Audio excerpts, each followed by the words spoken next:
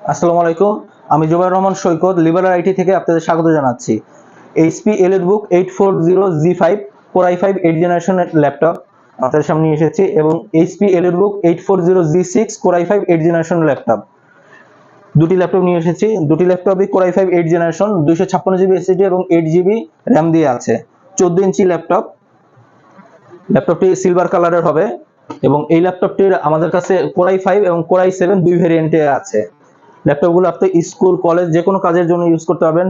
Freelancing যারা করতেছেন তাদের জন্য ল্যাপটপটি খুবই ইজিলি ইউজ করা যাবে এবং হোলসেলে যারা নিতে যাচ্ছেন, ব্যবসা করতে যাচ্ছেন, তারা এই ল্যাপটপগুলো নিতে পারবেন।